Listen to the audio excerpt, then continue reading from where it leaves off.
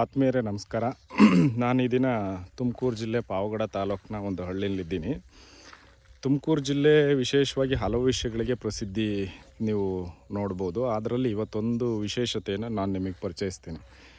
ಸಾಂಪ್ರದಾಯಿಕ ಜಲಮೂಲಗಳಾದಂತಹ ಹಲವಾರು ಮೂಲಗಳಿದೆ. ಅದರಲ್ಲಿ ಒಂದು ತಲಪರಿಗೆ ಅಂತ ಕರಿತೀವಿ. ಅಂಥ ತಲಪರಿಕೆಗಳು ಇರುವ ಜಾಗ ಕರ್ನಾಟಕದಲ್ಲಿ ವಿಶೇಷವಾಗಿ ತುಮಕೂರು, ಸ್ವಲ್ಪ ಭಾಗ ಕೋಲಾರ, ಚಿಕ್ಕಬಳ್ಳಾಪುರ ಜಿಲ್ಲೆಯಲ್ಲೂ ನಾವು ಕಾಣ್ಬೋದು. ಈ ತುಮಕೂರು ಜಿಲ್ಲೆಯಲ್ಲಿ ಈ ತಲಪುರಿಕೆಗಳು ಅಂತ ಸಾಂಪ್ರದಾಯಿಕ ನೀರು ಚಿಮ್ಮುವ ಸ್ವತಃ ಚಿಮ್ಮುವಂತಹ ಜಾಗಗಳು, ಸಣ್ಣ ಸಣ್ಣ ಜಿನುಗುವ ಒಂದು ಜಾಗಗಳು ನಿಧಾನಕ್ಕೆ ಹರಿತಾ ಅದು ತಲಪುರಿಗೆಯಾಗಿ ಪರಿವರ್ತನೆ ಆಗುತ್ತೆ. ಅಂತಹ ಒಂದು ಜಾಗವನ್ನು ನಾನು ನಿಮಗೆ ತೋರಿಸ್ತಾ ಇದ್ದೀನಿ ನೋಡಿ. ಈಗ ಇಲ್ಲಿ ನೀವು ಗಮನಿಸ್ಬೋದು, ಇದು ಫುಲ್ಲು ಇಲ್ಲಿ ಜೊಂಡು ಹುಲ್ಲು ಬೆಳೆದಿದೆ. ಇಲ್ಲಿ ಒಂದು ಪಾರ್ಟ್ ನೀವು ನೋಡಿದ್ರೆ ನೀರು ನಿಂತಿರೋದನ್ನು ನೀವು ಗಮನಿಸ್ಬೋದು.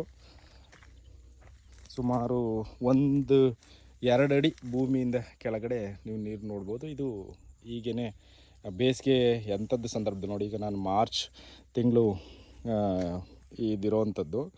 ಆದರೂ ಕೂಡ ನೀವು ಈ ಕರ್ನಾಟಕದಲ್ಲಿ ಅತಿ ಕಡಿಮೆ ಮಳೆ ಬೀಳುವ ಪ್ರದೇಶ ಪಾವಗಡ, ಬಟ್ ಸ್ಟಿಲ್ ಇಲ್ಲಿ 2 ಅಡಿಯ ಕೆಳಗೆ ಈ ಒಂದು ತಲಪರಿಗೆಯಲ್ಲಿ ನೀರು ಜಿನುಗೋದನ್ನು ನೀವು ನೋಡ್ಬೋದು.